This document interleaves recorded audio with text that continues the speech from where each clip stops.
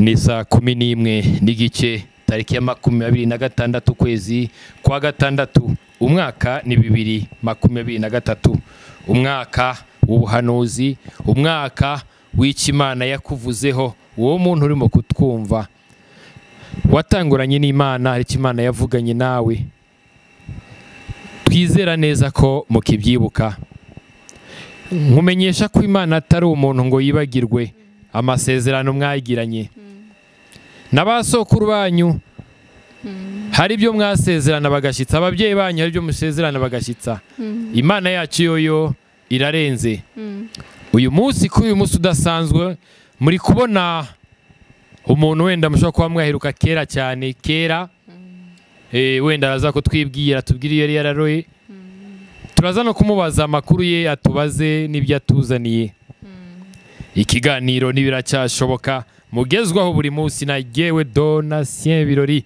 benshi bazi missionnaire kuko nanjye ndumuvuga butumwa nkuko mubizi kenshi abamaze kumbona n'abatarambona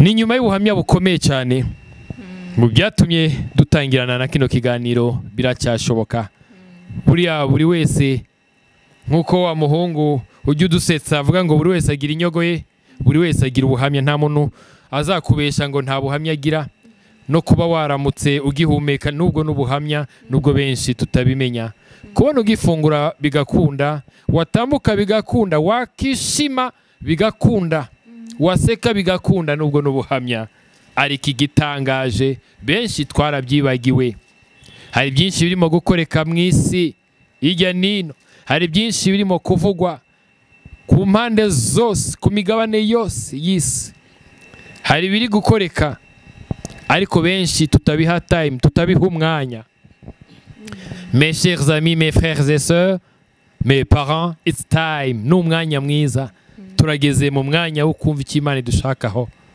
reka tumuhe ikaze atwibwire muraho neza muraho n'amahoro muraho n'amahoro cyane kuba bibagiwe amazina yanyu naho muje muva amazina yanjye nitwa Pastor Mukabaranga Jenny nkaba ndi umushumba w'itorero ryitwa Fruitful Mission muri iki gihugu cy'u Rwanda bisobanura iki mu Kinyarwanda imbuto zo mu buryo bwinshi ariko imbuto nziza mbese imbuto za misiyo y'umurimo w'Imana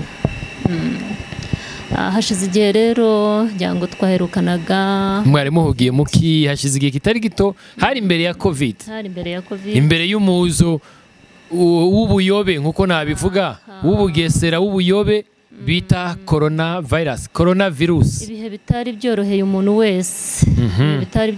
wese ndumva ari bwo mperuka kubwiriza kuri YouTube nagarutse rero n'amahoro ariko meze neza murahumeka umwuka w'Imana turahumeka umwuka w'Imana muracyarinzwe n'Imana Imana iraturinze covid tuyiciyemo neza twabonye Imana buriya ni igihe cyo guhembuka ni igihe cyo guhembuka ni igihe Imana yongeye gusuka umwuka wayo ku bantu bayo abenshi mu mpande zose barimo kuvuga ko umwaka wa 2023 cyane cyane guhera mu kwa gatanu kuzamuka baravuga ko ari umwaka wa benshi wo gutaha abandi umwaka wo kuzamurwa mu nkera za promotion abandi bavugamo byinshi kandi by'ukuri hari biri kuba tubona urabivuga hiki mbere yuko dutangira ido nido ibiganiro byacu jewe ntabwo nje nk'ababahanuzi hahandi usanga abantu bamaze kujya babona ibintu n'amaso bigahinduka ko ari ubuhanuzi mwiyegereze ka mikro oya ntabwo ariko biba bimeze nta nubwo njye mbyemera ahubwo muri jye mu nyumviro yanjye muri connection yanjye n'Imana numva ari umwaka wo kugendererwa n'umwaka wo kugendererwa bundi bushya mu mbaraga nshya mu mavuta mashya mu bubyutse bushya mu matwi yanjye rero nta nkuru z'urupfu numva bisobanura ko nk'aba bavuga ngo ukwezi kwa gatandatu n'ukwa karindwi harimo abazapfa benshi harimo nibyo babona nibyo babona n'amaso atarayimana. noneho bamara kubibona uwo agahita yumva ko abihinduramo ubuhanuzi. Icyo gihe ntabwo ari ubuhanuzi. Icyo ni ikiganiro, ni story nahuye n'umuntu utwara igare, nkaba nashaka kuganira neza. Hanyuma rero kubera turi mu gihe cy'ubuyobe, cya gihe cy'ubuhenebere bwo mu minsi y'imperuka, ari nayo nyigisho nzanye yo kumenya igihe. Niyo mpamvu umuntu amara kubona indege zavuye Goma zaguye mu Rwanda, ati intambara, Imana ivuze intambara, ahubwo yabanje kubona ibiteye ubwoba. Byakabaye ubuhanuzi iyo abanza guhanura za ndege zitaraza. Ariko iyo numva bakuye abantu imitima ngo intambara, ibyo ni amajwi twese twumva, nibyo twese tubona, ntabwo bwari ubuhanuzi. Icyo ni ikiganiro rero. Ibyo nta kibazo turabigarukaho. Tumaze iminsi nk'ibiri, navuga ko u Rwanda rwarabuze intumwa y'Imana, twarabuze Theogene yarambuwe umubiri mu buryo butangaje. Theogene ntakiri mu isi y'abazima. Theogene Inzahuke wari azahajwe n'ibibazo byo muri iyi si, azahajwe n'ubupfubyi, yabaye mu muhanda, yagira aravaho, benshi bakamugiraho ibibazo, ariko arahinduka atangaza abantu. Hageze aho agaragara neza, Imana ihise imwiyegereza, Imana iramujyanye. Benshi barimo kuvuga amagambo menshi, baravuga ko ariko baravuga abatanzwe ibitambo, abakoze ibiki. Woho nk'umukozi w'Imana niki wabivugaho ku bijyanye no gusezera n'urupfu rwa Theogene Inzahuke? Umukozi w'Imana yambabaje, nyimara kubyumva byankoze nabi, numva ndababaye mu mutima. Ni umuntu nakurikiranaga, nkamukurikirana inyigisho ze zose, ubuhamya bwe bwose, yamfashaga, yanyubakaga. Ariko kuba yatuvuyemo byambabaje. Twabuze umuntu ukomeye, ariko ku isi turi abagenzi. Natwe ubwacu n'Umwuka Wera duhamiriza ko hano turi abashyitsi, dufite aho tuzajya. Nkurikije rero ukuntu yari azahutse, aho yari avuye, umuntu kuva mu muhanda, Imana ikamwambura ubushwambagara, akaba pasiteri, n'ibikorwa byonyine yari arimo akora. Hari ubwira Imana yishigarije, yaduhishe, ari nabwo yaduhishe kuri Theogene. Ariko amaso icyo amaze kubona, Theogene yari ateguye kuko yari ari mu itorero, yari afite imirimo myiza, n'ubwo buhanuzi bw'ubwesikoro ntabwo yagiraga. Yigishaga agafasha umuntu wese. Ubuhanuzi bwa Theo bwari mu ijambo ry'Imana, ubyumva kumvira arahinduka. Ubuhamya bwe bwite byadufashaga buri munsi, byatubakaga buri munsi. Ariko noneho n'ibikorwa, afite abana afasha, Theo ni umwe mu bashumba bagerageje gusura abana bari mu bibazo. Yarageze Iwawa kuri biterane, harakije abana batagira umubare, yageze Nyabugogo, yageze mu mihanda itandukanye y'igihugu cy'u Rwanda, yakoze imirimo mizima. Si ibyo gusa, Theo ntabwo yigishaga idini. Abakatolika bamusanga, kandi harimo abahindukaga, abaporoso, buri muntu wese yaza. Bisobanura ngo nta dini yigishaga. Ni bake mu bapasiteri mwigisha nk'uko. Sinatinya kubivuga ko yari ateguwe neza. Noneho rero Imana imutwariye igihe kubera imirimo ye. Ca mu muhanda wumva abantu bose baramurira, gera ku bamotari, abantu bose bati twamukurikiranaga. Ujye kuri YouTube, comments ziriho n'icyo, abantu bose bamukurikiranaga. Nanjye ubwanjye ndakubwiye ngo nubwo tuzi ko hari aho tujya, nababaye. Twari tukimukeneye, twari tukimushaka, twari tugifite inyota. Mu magambo make, umuryango we uhereye ku mufasha we, abana, abo yarareze, abo yabyaye, n'igihugu cyose. Igihugu cyose, duhere ku muryango we, kuko yari afite umugore n'abana.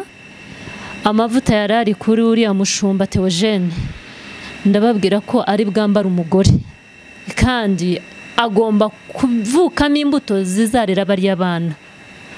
Rero ntibakuke umutima, ndabaha ihumure. Turabiba, hakabaho gusarura. kandi twebwe imbuto dutera ntabwo ari izacu gusa.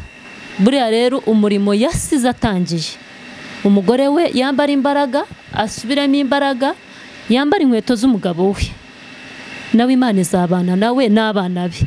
Twongereho itorero yarashumbye. Nkimara kubyumva, yewe nari nzamutse umusozi gusenga, ariko abantu twari kumwe twarasenze dusengera urugo rwe, dusengera n'itorero ngo Imana iriho undi mushumba igira uwihagurutse, nubwo atunguwe akaba atasize amuvuze, ariko Imana iramufite. Ahubwo hari umuntu ugomba kugenda, Eliya akagenda, Elisa akabasha gukora, agasigana n'umwitero. Buriya rero mugiye kubona hari ugiye guhaguruka muri ariya mavuta, n'itorero rero ryumve ko ari mu gituza cya Aburahamu. Reka rero tujye mu kiganiro cyacu. Umwanya mwiza n'uyu twavuganye ko hari ikiganiro, hari inyigisho, igihe niki, igihe kirageze, sibyo? Imbere yabyo ariko wadufasha tugasenga, kadusenge tugakomerezaho. Uwiteka Imana yacu, Imana nziza, Imana isumba ibintu byose, izina ryawe rihabwa icyubahiro. Hari ijambo rinyemeza ko turi abana bawe, ukaba Imana yacu. Biravuga ngo uratuzi n'amazina yacu urayazi, urakoze kutuzi. Rero Mwami, nje kuvuga ijambo ryawe, mbwira insi yose, mbwira abakijijwe n'abadakijijwe. Nje kuvuga ku gihe cyahanuwe na Timoteyo cy'ubuhenebere bwo mu minsi y'imperuka. Ndakira amavuta yawe kugira ngo anyambare, ndakira umwuka wera kugira ngo asobanurire abagihumeka bari ku isi. Ijambo riravuga ngo nateye imbuto, Apolo aruhira, ariko uwateye n'uwuhiye ntacyo bari cyo uretse Imana izikuza. Imana, inyigisho ngiye kwigisha uba ari wowe uyikuza, uba ari wowe uyikuza mu bantu bagihumeka, abantu bari ku isi bose, ubigishe gusobanukirwa iby'iki gihe turimo, kandi ubahindure unyuze muri iyi nyigisho, ubahe gukizwa, twese twambika imbaraga zo kukwegera, mu izina rya Yesu, amen. Amen, amen. Reka tugushimire, tunibutse abari kudukurikira, mbere yuko dutangira neza, mukande kuri subscribe nako kumutuku, mukore like, mukande like, ni mushobora mukumva mufashijwe, mukoreho comments, natwe mudufashe. Dukeneye kumenya ni bande by'ukuri turimo kujyana n'urugendo. Yego, abafashijwe ni bande, turi mu rugendo. Turashiraho na nimero ze kuba mukeneye kubona mwagira icyo mwunganiye. Umwanya n'uyu, reka tumureke abaganirize. Murakoze. Murakoze cyane. Rero hari ubuhanuzi bwahanuwe kera, ba Yesaya bahanuye. Imana ishimwe, bahanura iby'igihe kishize kera ndetse kigeze no kumeruka. Ariko nasomye ijambo rirambwira ngo muri icyo gihe, mu bihe bigoye, Imana izasuka umwuka wayo ku bantu bayo, babashe kwigisha abandi, babashe kubasobanurira. Yesu ashimwe cyane. Ndagira ngo mbwire abaneza amatwi n'abankurikirana, hari ubuhanuzi bw'ibyahishuwe buvuga kuri Antikristo, buvuga ku meruka, buvuga ku nomero 666. Hari abasigiwe amavuta kwigisha ibyo bintu no kubisobanura, uhereye uyu munsi no kugeza ubwo bishyirwa mu bikorwa neza. Noneho rero hakaba n'ubuhanuzi bwa Timoteyo buvuga ku buhenebere bwo mu minsi y'imperuka. Jewe rero ndumva nsigiwe gusobanura ubuhanuzi bwa Timoteyo bwo mu minsi y'imperuka, ubuhenebere buteye ubwoba bwo mu minsi y'imperuka. Nkaba ari cyo kintu nje kwigishaho kuri iyi nshuro. Yesu ashimwe cyane, akaba ari cyo Imana yampaye. Haleluya. Amen. Haleluya. Amen. Ndumva ngiye kuvuga ku nyigisho, sicyo gikwiye ubuhamya tube tuburetse. Yego. Kanigishe. Yesu ashimwe. Amen. Mfite ijambo rero shaka kwifashisha riri muri Luka 12:54 ngo abaza abantu igituma batamenya iby'igihe barimo. Yesu ashimwe cyane. Amen. Uwo ni Yesu abaza abantu igituma batamenya iby'igihe barimo.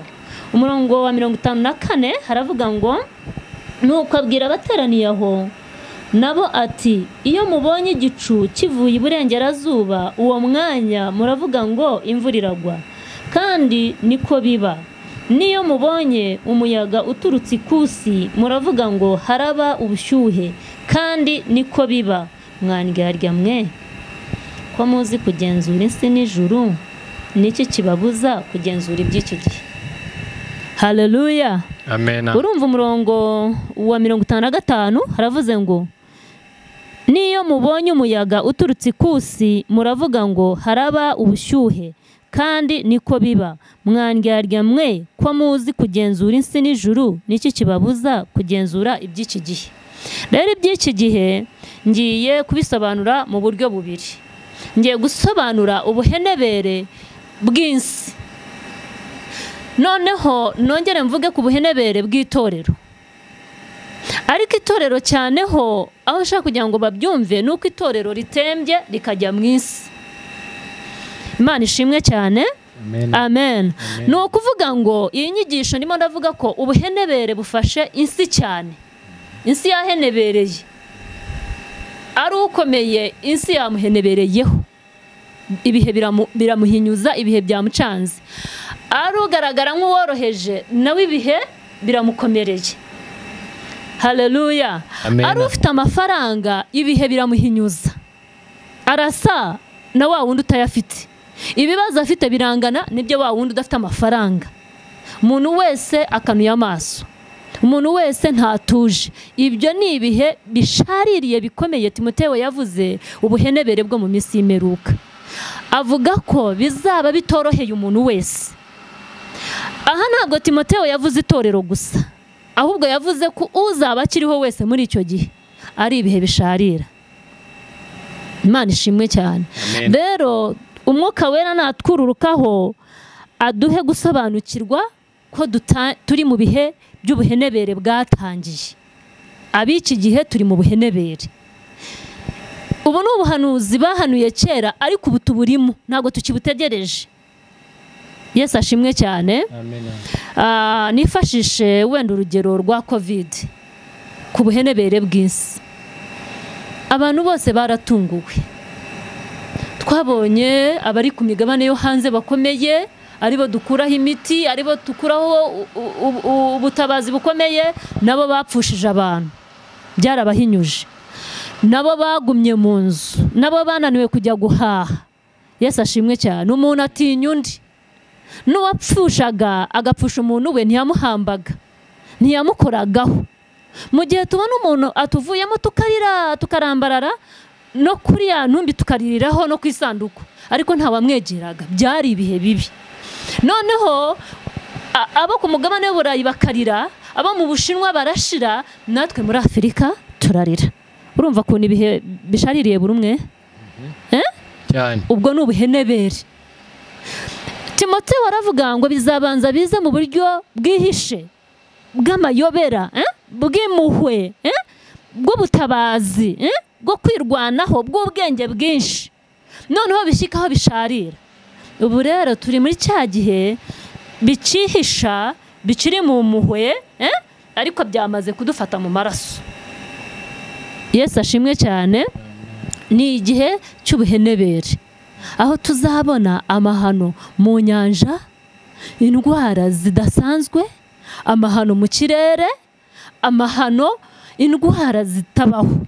Ni ibihe bishaririye umuntu wese. Intambara, intambara nayo reka nifashishe wenda nk'iriya ya Putin. Ni igihugu gikomeye cy'Uburusiya. Ayitangiza yavugaga ko intara njyango ari buyifate mu mezi 6, ariko reba kuntu byamushaririye. Nawe yatakaje ingabo nyinshi. Ibyatekerezaga siko bimeze, byamukomereye. Ubu abapfakazi afite mu gihugu ni benshi, abana babaye imfubyi ni benshi. Nawe yabuze igisubizo. Amerika barahagarara kuvuga ngo ntabwo ikibahatse. Ibyo twumvise babitangaza, twebwe ntabwo iduhatse, ntabwo Amerika ihatse igihugu, nyamara twari tuzi ko ikomeye ihatse insi yose. Ni ibihe bishaririye. Bamwe bafite ibifaru n'abandi bafite ibifaru. Natwe muri Afurika dufite intambara zacu. Yesu ashimwe. Nta gihugu cyorohewe. Ni ibihe bishaririye. Ni ukuvuga ngo ikiba hanze no ku mugabane wacu kirahagera. Noneho rero kiresesta kigafata n'itorero. Imana ishimwe cyane. Timoteyo aravuga ngo abantu bazaba bikunda. abantu bazaba bakunda imiya, babeshyera abandi, ari ndashima, umwanzi wawe azaba uwa bugufi. Yesu ashimwe cyane. Amen. Haleluya. Amen. Basibaga kutubwira itariki biri butangirire, nibura ngo batubwire ngo iki kintu cyatangira ku itariki niyi. Ariko bavugaga ibimenyetso. Yesu ashimwe cyane. Amen. Nk'ubu rero ubuhenebere mbwerure kuntu bufashe uhumeka wese, umuntu aratinya undi. Kandi ubundi twatinyaga inyamaswa, aho ugeze ukarara, aho bukwiriye wabona inzu ukagenda ukajyamo, ukavuga uti nari ndimo njya Nyabugogo ariko ngeze hano Kimironko burije bunyiriyeho. Rwose abantu bakakwakirana ubwuzu. Ariko ubu nta wakuraza. Nta wakuraza kuko aragutinya. Ni ibihe by'umuntu atinya undi. Imana ishimwe cyane. Guhemukirana kwinshi, abashakanye ntibarambana. Urabibona, divorce mbese urushako rw'ubu ni imikino, ni ikibuga cyo gukiniramo, abantu bagakina, umwe akabavuyemo n'undi akaba agiye ukwe. Urabibona, ni ubuhenebere. Abana bagize ubwenge bwinshi ku rugero rutari urwabo, ni ubuhenebere. Mayibobo ni nyinshi mu muhanda, ni ubuhenebere. Ubutinganyi, ubundi ubutinganyi twari tuzi ko ni iby'abazungu, biriya ni imizimu y'abazungu. Ntabwo twebwe iwacu nta mugabo wigeze wendana n'undi mugabo. Urabyumva? Unabirebe, ntabwo byigeze biba no kuvuga mu itorero rya Kristo ngo basezerane. Paulo niwe bigeze kubitekereza, itorero ry'i Korinto rigize ubusambanyi cyane, ariko yarabacyashya ararifunga, ntabwo yigeze arisezeranye. Noneho rero urebe ikiguteye ubwoba kw'ibihe bifata abantu bose. Iyo mizimu y'abazungu yari iri hanze yo gutingana, nuko na research urasanga ari ibyabo. Noneho byafashe n'Abanyafrika. Guta Umunyafrika umugabo asezerana n'undi, agashakana n'undi, umukobwa agashakana n'undi. Ntabwo byigeze bibaho. Niyo wakora research ugasubira inyuma ku ngoma z'abami bacu, habagaho wenda ibindi bidega. Ariko imizimu twagiraga ni uguterekera, kubandwa. Washaka umugore iso akaryamana nawe gukazanura, barumuna bawe ari bo baramube bose bakamuzenguruka akaba umugore wabo. Imana ibonye ko atari byiza, idushyiramo sida, idushyiramo ako kanyafu. Noneho uwari umuzimu utangira gupfa, abantu batangira kureka gusangira umugore, kugeza ubwo umucyo wa Kristo utumurikiye. Noneho turanakizwa. Umwuka wera yakumanuka ukumva ko umugore wawe ari umugore wawe, utari bumusangire na murumuna wawe na mukuru wawe. Uwo muntu utari bumukoresha icyaha. Kera umugore yari w'umuryango. Yari w'umuryango na papa wawe arimo. Niyo mizimu yacu. Ni nayo turwana nayo, ni nayo Imana itwicira. Ariko noneho abazungu batuzanyemo ibyabo. Ibyo ni ubuhenebere.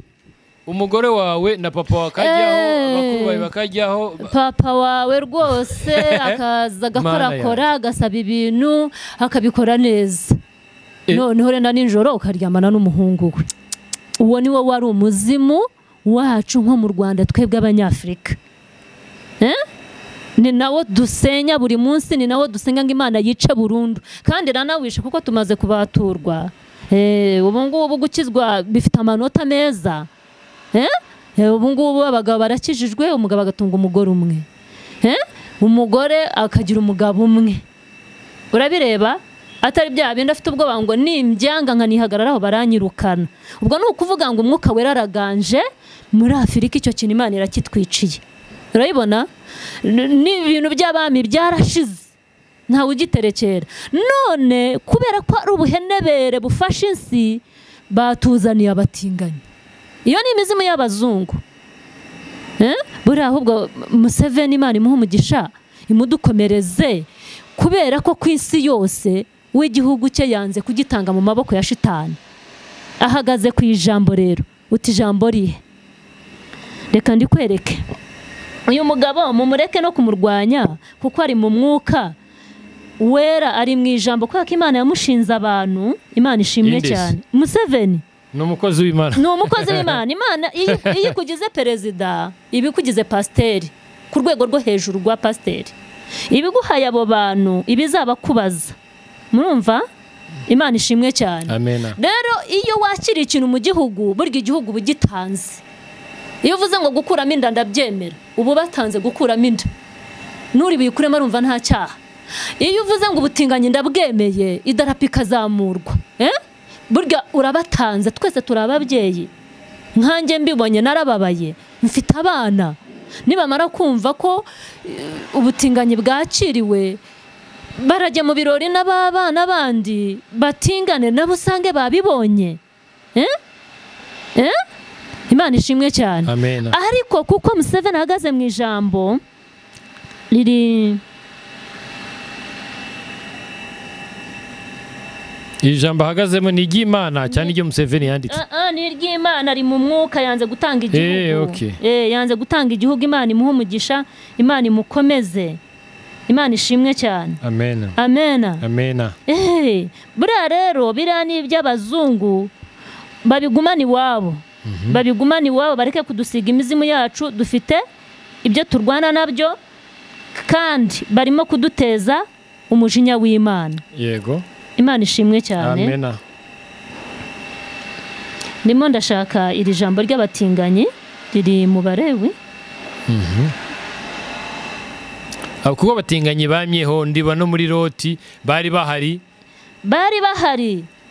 bitavuga rero ko baje ubu n'abantu baje na mbere ko na Kristo abaho baratingana abantu bashatse abamarayika ngo babajye inyuma baratinganye ariko mu mategeko Imana yatanze nk'uko tuzi ko kwica umuntu ari bibi gusambana ari bibi iki kintu Imana yakivuzeho cyane reka turebe Abalewi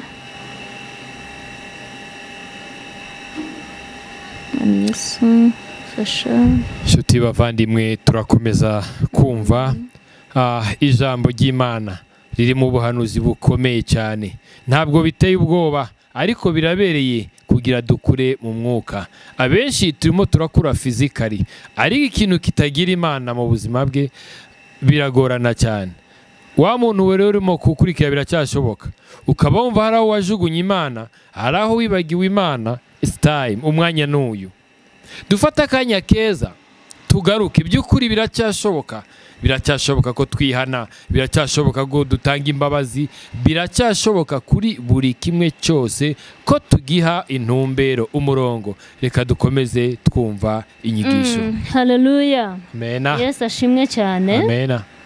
Imana yatanze itegeko ivuga kuri iki kintu hahandi ubonamo amategeko ukabona nayo twebwe twacumuye ariyo yayo mbabwira y'ubutinganyi umaze gufata insi n'ibyo kuryamana na mushiki wawe mubyara wawe umwana wa nyogosenge Imana irabyihaniza cyane Imana ishimwe kukurira uburiri bwa so Imana irabyihaniza cyane Yesu ashimwe Amen.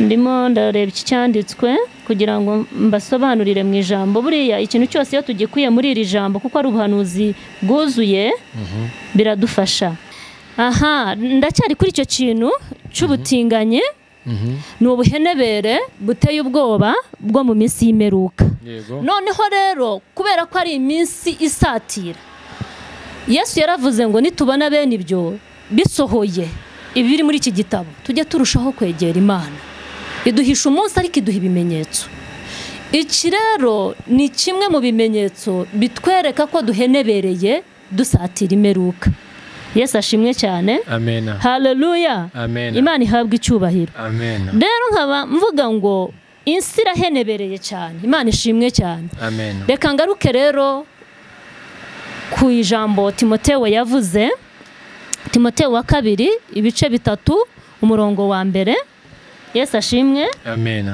haravuga ngo Timoteyo wa 2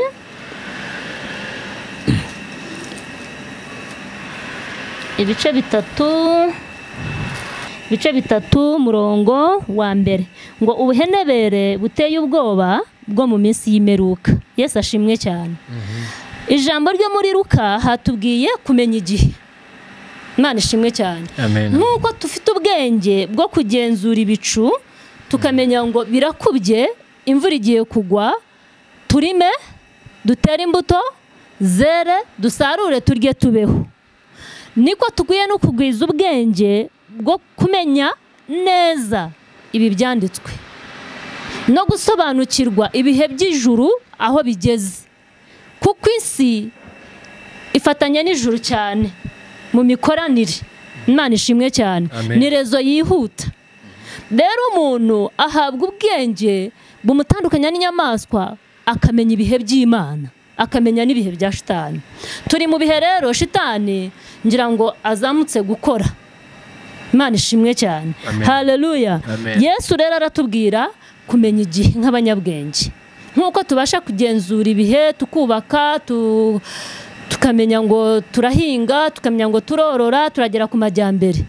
Tugenzure n'ibihe by'itorero no kuza kwa Yesu n'imikorere ya shitani. Aha rero ijambo niho riri shaka kuvuga ku buhenebere. Timoteyo wa 2 ibice 3. Ubuhenebere buteye ubwoba bwo mu minsi y'imperuka. Timoteyo wa 2 ibice 3 umurongo wa 1 haravuga ngo umenye yuko mu minsi y'imperuka hazaza ibihe birushya. Ari byo byane navuze, birarushya buri umwe. Buri umwe ashaka kuba umuyobozi, buri umwe arita umunyabwenge, buri umwe afite imishinga, buri umwe ubwonko burashyushye. Ni ibihe birushya. Imana ishimwe cyane. Haleluya. Amen. Imfubyi zirara ni nyinshi kandi ababyeyi duhari. Ni ibihe birushya. Imana ishimwe cyane. Ngo kuko abantu bazaba bikunda, bakunda impiya, birarira, bibona, batukana, batumvira ababyeyi babo, indashima, batarabera. Ibi byose tubigezemo. Ntago bukiri bwa buhanuzi dutegereje. Ntago tukivuga ngo wenda biracyafite imyaka y'imbere. Ibi ngibi Timoteyo yavuze byarasohoye. Nawe ni wigenzura urasanga hari ahuri ngo bazaba bikunda. N'ubu kubona umuntu wimuhe w'imbabazi aba ari gake, no kumurwanya bamurwanya bakaba benshi, kuko ni igihe abantu bikunda. Bakunda impiya. Impiya urugero nsobanura rwo kuntu byuzuye. Abantu barashaka impiya kugeza naho bazihabwa n'abakurambere bapfuye. Nka hano mu Rwanda iwacu, urareba ugiye ku Gisenyi, ukajya ku Gisenyi, nibura ukagera mu mujyi gusa ukavuga uti munyereke wa musore utanga amafaranga, baramukwereka. Ariko uriya muntu utanga amafaranga ntago ari ibintu ahisha, kuko babyise imvugo nziza ni technology. Ntago bakibyita kuroga, ntago bakibyita ubupfumu, ntabwo bakibyita ibintu bibi, ni ikoranabuhanga, technology. Ni akantu babatije. Ariko kugira ngo baguhaye amafaranga, barakwaka amafaranga y'abakurambere. Iyo muvuganye barakubwira ngo twebwe turi abantu bapfuye kera, mu bihumbi bya kera, mu binyejana bya kera. Twebwe tuvugana nawe tugiye kuguha ubutunzi, twapfuye kera. Nako kantu narakabonye. Umugore n'umugabo bagiye ku Gisenyi, ubuzima bwabacanze, bapfundura igisanduku, bakuramo za miliyoni. No handi uzabona umuntu yubaka inzu ugasanga yatondagiwe n'inzoka kandi ari etaje, utazi kuntu inzoka yagezeyo. Imana ishimwe cyane. Niyo handi uzabona umuntu afite etaje ariko akirirwa toga, akagenza ibirenge, niyoga ishati, afite amategeko bamuhaye. Imana ishimwe cyane. Gukunda imiya kwarenze urugero rwo guhera igihe isi yaremewe. Imana ishimwe cyane. Ntabwo rero biri hano iwacu i Rwanda gusa. Imana ishimwe cyane. Haleluya. Iyo urebye kuri kunuza kuri YouTube ukareba American Talents, usanga ari ibyo bintu by'abapfumu. Barazura abantu, barakora ibintu, umuntu bakamuhinduramo ihene, umuntu bakamuhinduramo inka. Urajya kubona ukabona umuntu ngo bamuhaye ibinono by'inka. Byose ngo ni technology. Ni imiya, ni umutima wo gushaka gushyikira amafaranga vuba. Uwo ni uwo mwuka rero. Ntago ari ibitekerezo byiza, nta nubwo ari ugushakisha amafaranga, ahubwo ni wa mwuka w'ubuhenebere ari dayimoni.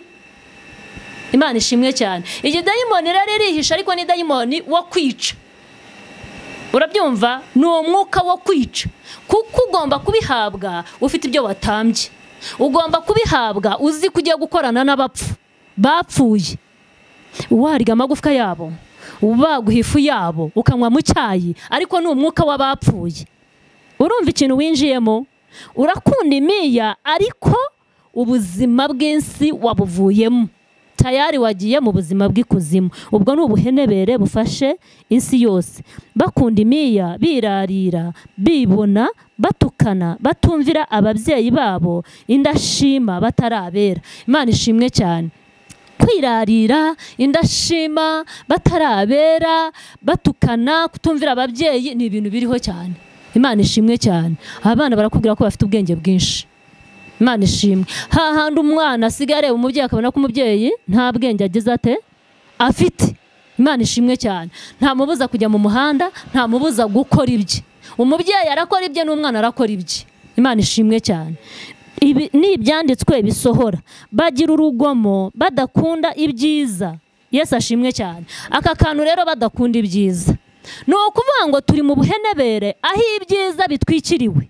Yesu ashimwe cyane. Noneho ibibi nibyo bigiye hejuru cyane. Uti ubuhenebere gute? Andi mahanga sinyaza umuco wayo, ariko ngewe hano mu Rwanda iwacu ndabona ubuhenebere. Imana ishimwe cyane. Wumvise ngo bagira urugomo, badakunda ibyiza, bagambana ibyigenge, bikakaza, bakunda ibibanezeza aho gukunda Imana. Ntangarira izi channel zaje YouTube, noneho ugasanga bikwambuye indangagaciro. Imana ishimwe cyane. Twebwe abanyarwanda umuco wacu, umubyeyi agomba kumenya ko ari umubyeyi. Wagira Imana wabyara ukabyara umukobwa umuhungu, ako ni agaciro ubundi usigasiga. Imana ishimwe cyane. Haleluya.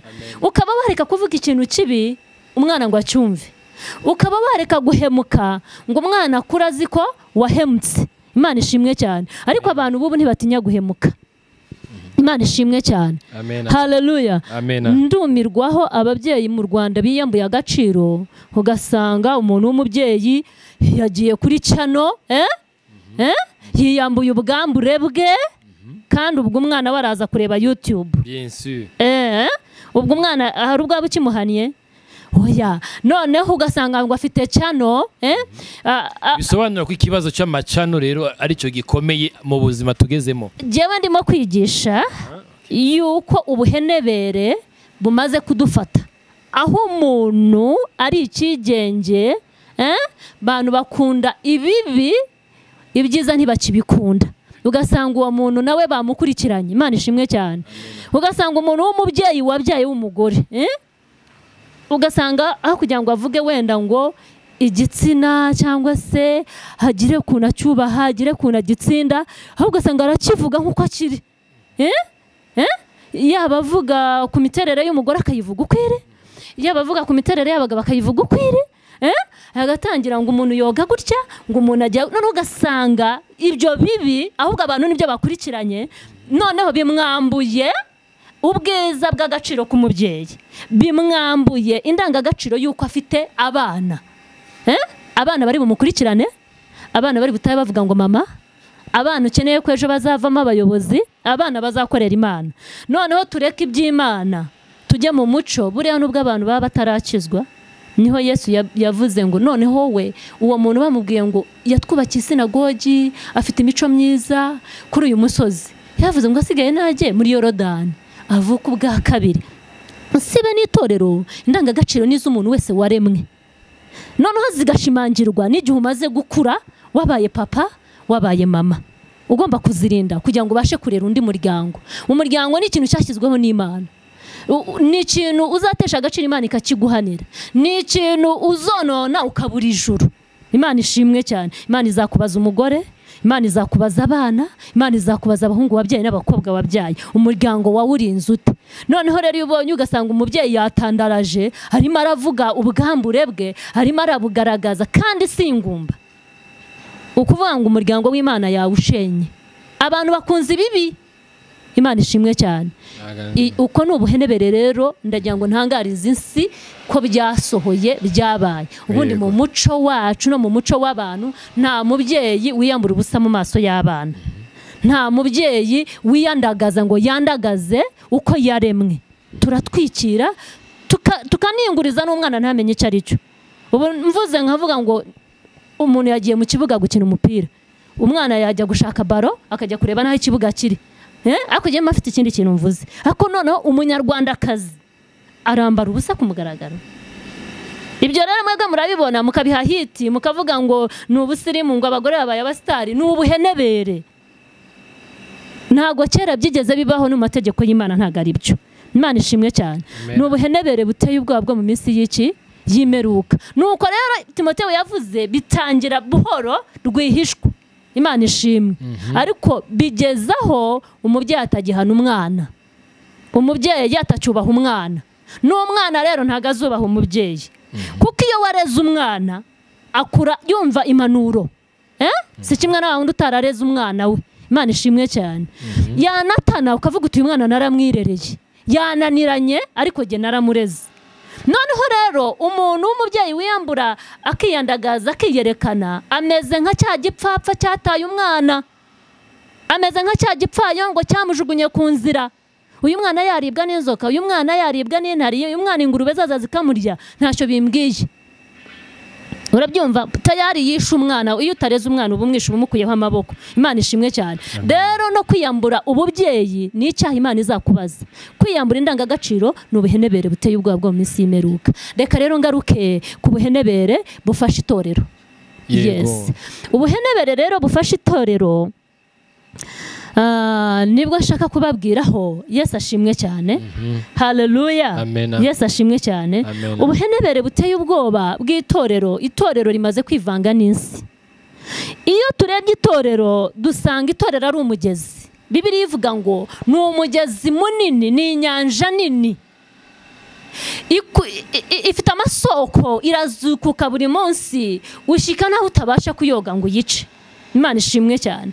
Bibiliya iravuga ngo ikigeze muri uwo mugezi cyose kibaho, naho cyaba cyendaga gupfa cyongera kikagira ubuzima, naho noneho cyaba cyarapfuye, umugezi w'agakiza ukakugeramo urongera ukabaho.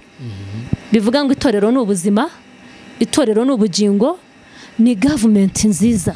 Imana ishimwe cyane. Ariko noneho itorero ryivanze n'iki? N'isi. Umugezi uratembye ufashe isi. Imana ishimwe cyane. Abantu barakunda imiya, ntago bagifite umuhamagaro. Imana ishimwe cyane. Abantu barita ibintu byose ubuhanuzi Imana itabatumye. Yego. Kubera amaronko. Imana ishimwe cyane. Ubu abantu baciye ibikuba ngo intambara. Ariko mu by'ukuri bye nakoze research nsanga igihe batangiriye kuvuga intambara, Imana ishimwe cyane, bari bamaze nka hano iwacu mu Rwanda kubona indege za Kongo zivogereye u Rwanda. Yesu ashimwe. Kandi buryo urya munsi zavogereye ntago ariko byari bitangiye. Hari n'abari babizi, bafite inshuti zabo hari muri kiriya gihugu, bafite imiryango yabo, barabizi. Yesu ashimwe. Natwe turabizi ko hariho guhangana. Noneho ukafata bya bintu wumvise wiriwemo, umuntu yakubwiye, wowe ukavuga ngo Imana irambwiye. Tumaze kubona indege zaguye, ubwo se hari uwo bitatera ubwoba? Ubwo se si ubushotoranyi buvuga intambara si ingabo ku zindi, si igihugu gutera ikindi, noneho bakaza ngo Imana yabatumye. Cyewe ndumirwa cyane. Buri munsi baragenda ngo Imana yabatumye kwa Kagame. Nta Mana yabatuma kwa Kagame. Imana ishimwe cyane. Kagame ni umuntu ushyizweho n'Imana, ni umwami ushyizweho n'Imana. Imana ivugana nawe cyane. Noneho usibe nawe kubera ko ari umushumba Imana ihaye igihugu kugishumba no kukiyobora ubwoko bwayo. N'umugore we Imana igomba kuvugana nawe cyane. Herode bamaze kuzana Yesu ashimwe cyane, barimo bavuga kugaragaza kubera itegeko ry'Abafarisayo n'Abasadukayo n'Abamedi, abaturage itegeko rirabategeka, uwo bari bwemeze kubambwa arabambwa, uwo abaturage bari buvuge ngo mubohora arabohorwa. Nijoro Imana yasanze umugore we, iramubwira ngo uwo muhungu mumureke nta cyaha afite, nta kibi yakoze. Umugore aragenda abibwira umugabo yagerageje kenshi kugira ngo yemeze abaturage ko Yesu abohorwa, baramunanira kubera itegeko. Akabasubirishamo akababwira ati uyu niwe wazuye Lazaro, mwumvise, uyu niwe Mesiya, niwe Mesenja, Imana ishimwe cyane. Akabibutsa umukobwa wa Yayiro, akabibutsa ibitangaza yagiye akora kugira ngo bamurekure. Yaringinze, baranga itegeko, gusa babohora igisambo. Rero n'uyu munsi ntabwo Imana ibatuma kwa Kagame. Iriya ni siyansa bafite, ni politiki bafite, barangiza ubuhenebere bw'itorero kuko butembeye mu isi, bakabeshya ko Imana yabatumye. Ntabwo Imana yabatuma kuri Kagame itatumye Jeannette. Ntabwo Imana yabatuma kuri Kagame atarose. Nta muntu w'umuperezida utarota, nta n'umuntu w'umugore w'umuperezida utarota, niyo yaba atarabatijwe amazi menshi. Ariko kuko Imana imuhaye kuyobora igihugu, ibigiye kuba ku gihugu izabimubwira, ibigiye kwaduka mu gihugu izabimubwira, ibigiye kurenga imipaka y'izabimubwira. Na buriya baduhishuriye bakadushyirira ahagaragara, tukavuga ngo Jeannette natubwira ibyo arota. Arabifite, afite ibyo yarose, nyuma arabibona. N'uyu munsi afite ibyo arota ku gihugu. Niyo mpamvu rero nkubwira ngo nta Mana ibatuma, ahubwo ni ubuhenebere. Buriya buhanuzi ni ubuhenebere. Timoteyo yavuze itorero ryivanze n'isi. Imana ishimwe cyane. Amen. Hallelujah. Amen. Rero uko baza bakubwira ngo Imana yavuze ntago ari byo. Yesu ashimwe. Amen. Imana nawe izakubwira. Imana ishimwe cyane. Amen. Hallelujah. Amen. Baravuga ko Imana yabatumye kandi bashaka kwiba, bashaka kwica, bakina politiki. Imana ishimwe cyane. Ibyo urumva ko biritirirwa itorero kuko ari ubuhanuzi, ni ubuhenebere. Ariko Yesu yaravuze ngo muzabamenyera ku mbuto zabo. Imana ishimwe cyane. Hallelujah. Muzabamenyera he? Ku mbuto zabo. Noneho niho baciye n'ibikuba, abantu barahanura impfu, kubera ko twabonye umuntu yapfuye, ubu bose bahindutse ko babihanuye. Yesu ashimwe. Ejo bundi ubutinganyi idarapo rizamuwe, bavuga ko babihanuye ko batari baratubwiye amabara ya ririya darapo. Guhanura rero ibyo wabonye nangwa wumvise ni ubuhenebere. Aho rero niho mvuga ngo itorero ryatembye rifata iki? Isi. Imana ishimwe cyane. Amen. Hallelujah. N'uwo mwuka jyewe ndimo kuwuzimya. Imana ishimwe cyane. Amen. Hallelujah. Amen. Imana ihabwa icyubahiro. Amen. Baratitira ugasanga umuntu aragukanga ngo zomene, ngo tekeri, ngo centre de santé, ngo marara kwina Imana iraje, agatitira agakubita imigeri. Imana yururutse igatitira, abarwayi bari aho bakira. Imana yururutse igatitira, ibihumbi byapfa. Imana yururutse igatitira, urubura rwakururuka. Yesu ashimwe cyane. Rero ndasoza mvuga ku gihe abari mu itorero, mbasobanuriye ko turi mu gihe cy'ubuhenebere. Timoteyo yavuze wivangure n'isi, ureke no kuvangirwa, ureke no kuyobwa ngo bakuyobye. Guma aho uri, ukizwe, gira umushumba, gira itorero, kizwa wenyine, Imana ivugane nawe. Ikiri ngombwa Imana izazana umuntu kandi izanamuzana yakubwiye. Rero ndumva inyigisho yanjye arahiri, washaka kumvugisha no kumbaza, washaka kugira ikintu ambaza kuri iyi nyigisho. Yesu ashimwe cyane. Amen. Hallelujah. Kubera iminota igiye, inomero yanjye urashyiraho akamenyetso ko guteranya 250 78 0 2 7 44 16. Yesu ashimwe cyane. Amen. Bayumvise? Yego. 078 2 7 44 16. Urahita umamagara umbaze. Ndabakunze mwese, mubohoke, mugenzura ibihe by'ubuhenebere bireke kubafata kandi mukizwe. Mushireho na komenti. Imana ibahe umugisha. Yego, reka tubashimire rero mwese mwari gukurikira ibiganiro byacu. Imana y'amahoro n'ubuzima ibane namwe kandi barinde kuri buri kimwe cyose. Muhorane Imana, muhorane ubuntu, muhorane mu rukundo. Amen. Reka tumusabe asoza asenga nkuko yatangiye. Reka nsenge. Uwiteka Imana yacu, Imana ifite isi n'ijuru, Imana ifite abantu bayo, Imana yaremye ibihe, ndagushimye cyane kuri iri koranabuhanga watuzaniye, aho umuntu abwiriza isi yose. Mana, mvuze ijambo ryawe nk'uko warimpaye, ndagusaba ngo uryigishe abantu bari ku isi yose. Uwumvira ijambo akumva yarahenebereye, Mana, muhe imbaraga zo kwirukanyira mu rusengero rumwegereye, akizwe, ajugunye y'ubuhenebere bwe. Mana, umuntu wese muhe gukizwa, umuntu wese muhe kugaruka mu murongo mwiza. Mu mbaraga zawe ubazahure, ugarure ubwoko bwawe ku rufatiro no mu itorero ryawe. Mu izina rya Yesu udutsindire uyu mwuka w'ubuhenebere, uwice, ureke gufata itorero no kuriganza. Imyuka y'abatinganyi, imyuka mibi itsindwe nk'uko Timoteyo yayitubwiye y'ubuhenebere bwo mu isi imeruka. Uduhe gukizwa, uduhe gutungana, iri jambo rivomerere abantu baryumvise, ubahe gukizwa, ubahe gukomeza urugendo, kandi uduhe kujya mu ijuru. N'abatwakiriye kuri iyi cyano ubahe umugisha mu izina rya Yesu. Amen. Amen. Shalom, shalom, shalom. Shalom.